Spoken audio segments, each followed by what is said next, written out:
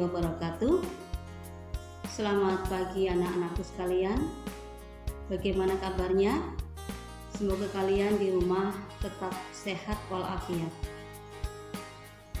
Selamat bertemu kembali di kegiatan Maksama, yaitu masa ta'aruf siswa madrasah. Alhamdulillah, saya di sini diberi kesempatan untuk memberikan materi yaitu tentang ukhuwah basyariah. Namun akan saya sampaikan lebih sempit lagi, yaitu tentang pejuang-pejuang kemanusiaan.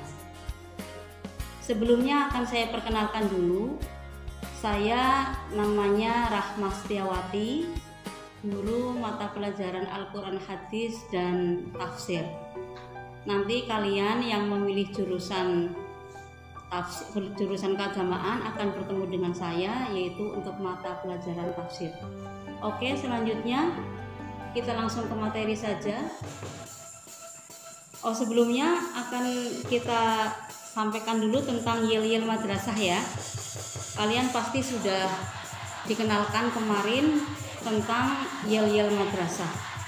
Bagaimana, apa yang harus kalian ucapkan? Misalnya saya menyampaikan kata mantap, nanti kalian akan mengucapkan madrasah hebat. Kemudian yang kedua mantap, maka kalian mengucapkan madrasah bermartabat. Kemudian saya sampaikan lagi mantiga Cilacap, madrasah hebat, madrasah bermartabat, I love you all. Oke, kita mulai. Mantap, madrasah hebat. Mantap, madrasah bermartabat. Mantiga Cilacap, madrasah hebat, madrasah bermartabat, I love you all. Oke. Selanjutnya kita akan buka materinya, yaitu sayang pejuang kemanusiaan. Di dalam Al-Qur'an saya sitir di sini, yaitu Quran surat Al-Anfal ayat 72. A'udzubillahi minasyaitonirrajim. Bismillahirrahmanirrahim.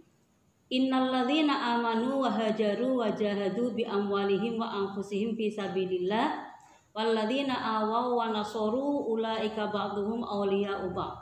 Walladzina amanu wa lam yuhajiru ma lakum min walayatihim min syai'in hatta yuhajiru.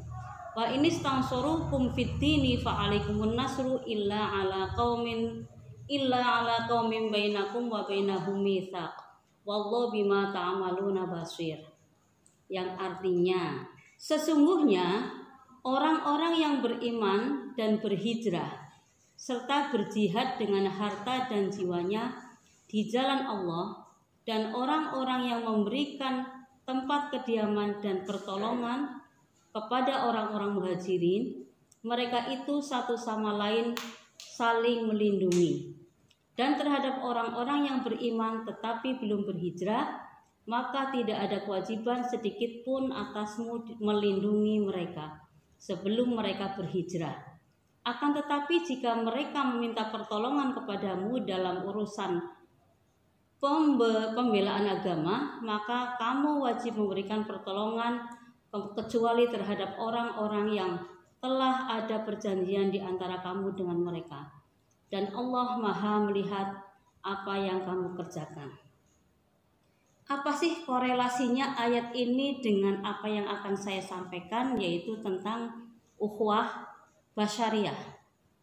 Di sini akan terlihat dengan jelas bagaimana ada pertolongan yang diberikan oleh orang-orang dari Madinah terhadap orang-orang yang berhijrah ke Madinah, yaitu orang muhajirin dan orang ansor. Mereka saling tolong menolong. Orang muhajirin dibantu oleh orang-orang ansor. Mereka saling bahu-membahu memberikan perlindungan kepada masing-masingnya. Kemudian sekarang kita jelaskan tentang siapa pejuang-pejuang kemanusiaan. Mereka adalah yang selalu melakukan transformasi di tengah masyarakat. menghilangkan beban penderitaan dan belenggu kesengsaraan yang ada pada umat manusia. Mereka berjuang untuk menegakkan keadilan dan kemakmuran. Itulah pejuang kemanusiaan. Mereka berjuang untuk membela satu sama lain. Di sini tidak ada perbedaan agama. Di sini tidak ada unsur agama yang menjadi latar belakang mereka menolong. Jadi siapapun berkewajiban untuk memberikan pertolongan kepada yang lainnya tanpa embel-embel agama. Jadi tidak kemudian orang Islam harus hanya menolong orang Islam, orang non-Islam dengan orang non-Islam, itu tidak seperti itu. Yang dimaksud dengan ukhuwah syariah itu adalah persaudaraan sesama manusia. Kemudian tadi saya jelaskan tentang siapa pejuang-pejuang kemanusiaan di sini. Yang pertama yaitu para nabi dan rasul. Yang kedua, kita akan jelaskan tokoh-tokoh dunia yang mereka berjuang untuk membela kemanusiaan. Kemudian kita akan jelaskan tentang pejuang HAM Indonesia. Yang keempat yaitu pejuang COVID-19.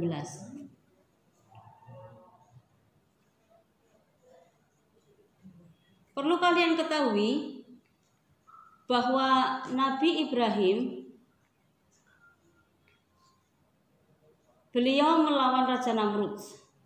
Nabi Musa melawan Raja Fir'aun.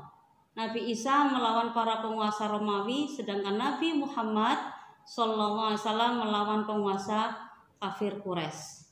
Para nabi adalah agen di dalam pelopor perubahan untuk kemaslahatan umat manusia.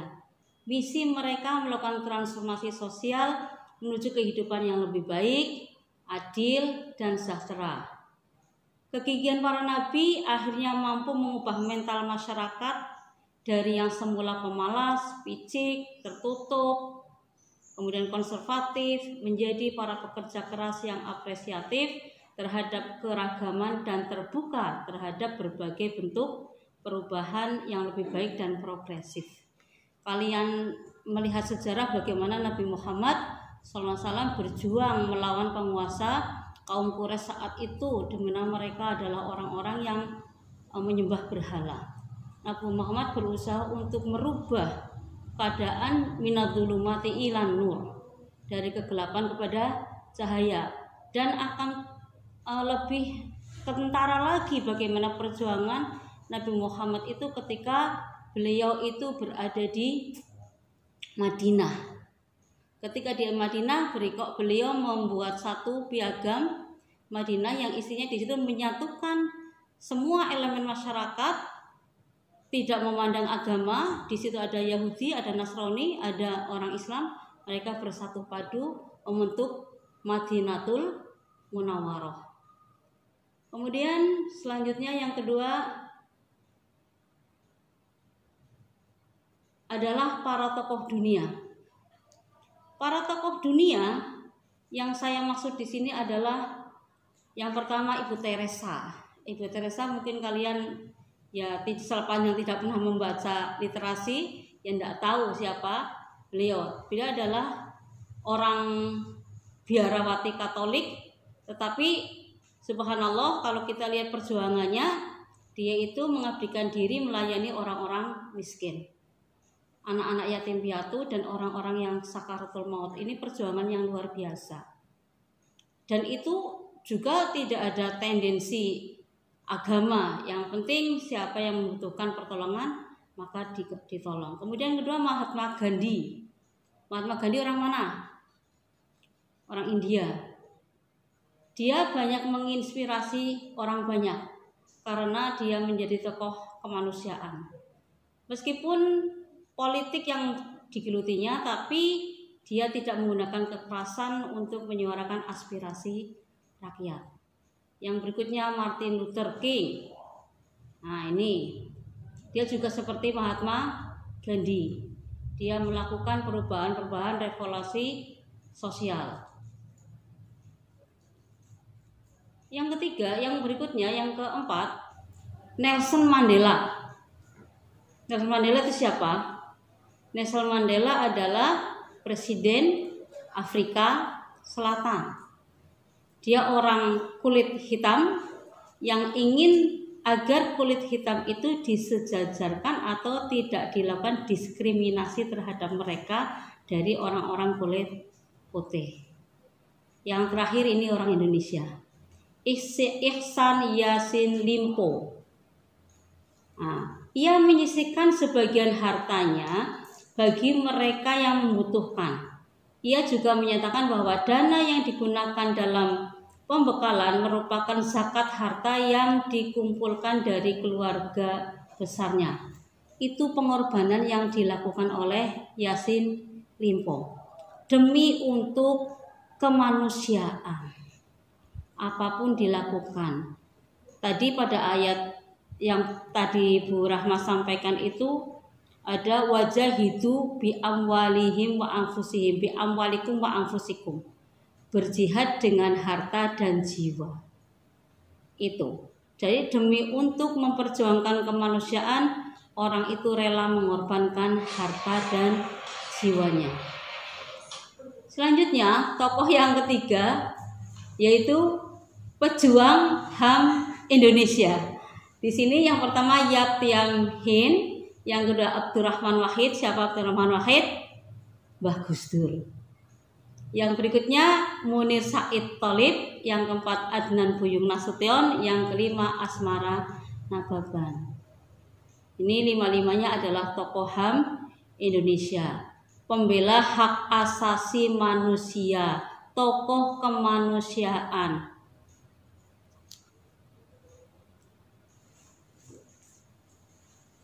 Siapa Yat Tian Hin? Dia adalah pengacara Indonesia keturunan Tionghoa. Ia mengabdikan seluruh hidupnya berjuang demi menegakkan keadilan dan hak asasi manusia. Namanya diabadikan sebagai nama sebuah penghargaan yang diberikan kepada orang-orang yang berjasa besar bagi penegakan hak asasi manusia di Indonesia. Yang kedua Abdurrahman Wahid. Mbah Abdurrahman Wahid itu yang biasa kita sebut dengan Gus Dur. Beliau adalah Presiden Republik Indonesia yang keempat, yang masa jabatannya itu hanya sebentar karena berbagai macam trik politik sehingga beliau dilengsarkan dari kepresidenan. Dia adalah tokoh hak asasi manusia Indonesia yang super. Dia memberikan banyak contoh-contoh bagaimana sikap-sikap dia di dalam membela perjuangan. Tidak peduli dengan ras, suku, dan kebangsaan. Maka beliau juga pernah membela orang-orang Tionghoa sehingga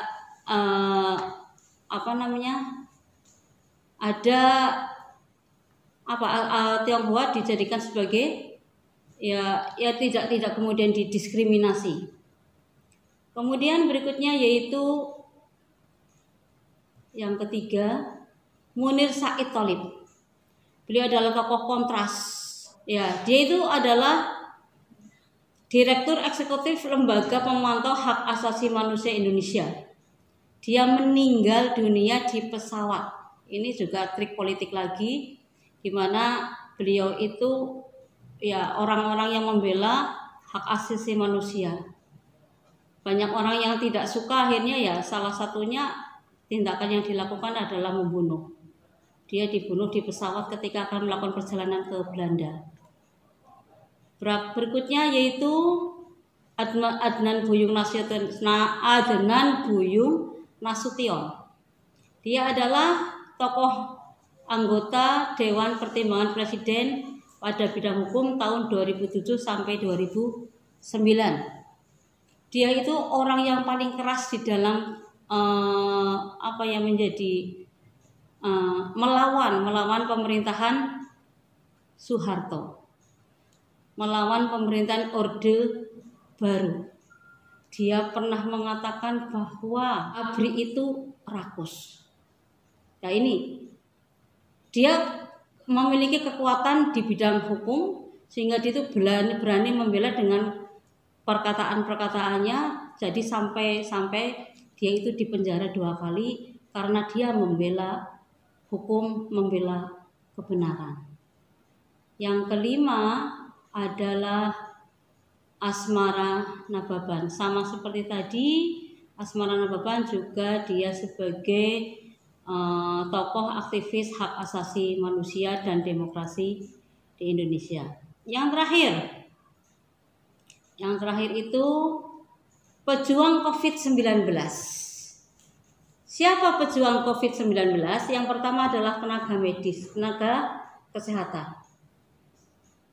Ya Allah, banyak sekali tenaga medis yang meninggal dunia karena mereka itu menolong sesama, membantu orang-orang yang positif COVID-19. Sampai kemarin itu masih banyak tenaga medis, dokter maupun perawat yang dinyatakan positif terserang COVID. Karena apa? Karena komunikasi langsung antara pasien dengan dokternya, antara pasien dengan perawatnya. Ini di Banyumas saja hari ini itu ada informasi bahwa sekian orang dari tenaga medis itu dinyatakan positif COVID-19. Ini subhanallah, perjuangan yang luar biasa. Mereka berjuang demi kemanusiaan supaya orang-orang pada sehat kembali, tapi dengan merelakan dirinya sampai terserang juga positif COVID-19. Nah, sekarang kita dianggap sebagai kaum rebahan. Kaum rebahan tapi bisa menyelamatkan dunia. Betapa hebatnya kita. Cukup dengan rebahan tapi kita bisa menyelamatkan dunia. Kenapa? Karena dengan rebahan artinya kita stay at home, itu kita bisa memutus rantai penyebaran COVID-19. Jadi sekolah belum dibuka, sekolahnya masih daring. Itu dalam rangka apa? Dalam rangka kalian tidak berkerumun, tidak mengadakan selalu mengadakan social distancing. Jadi ada jarak, jaga jarak. Kemudian kalian harus physical distancing, jaga fisik supaya tidak melakukan komunikasi langsung face to face dengan sesama. Itu lebih baik untuk ukuran sekarang ini. Lah, aktivitasnya yang kamu lakukan di rumah apa? Yang banyak sekali, belajar dari rumah, ibadah dari rumah.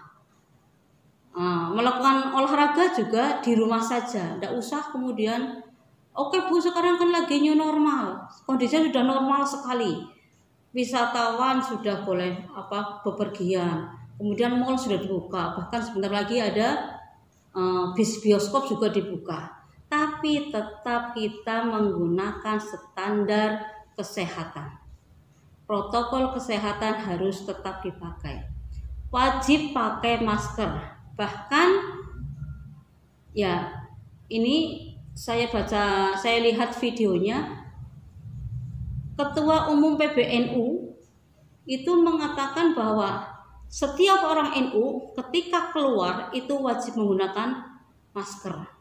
Itu dalam rangka apa? Karena setelah diadakan new normal ternyata bukan kondisi membaik, tapi justru semakin banyak terjadi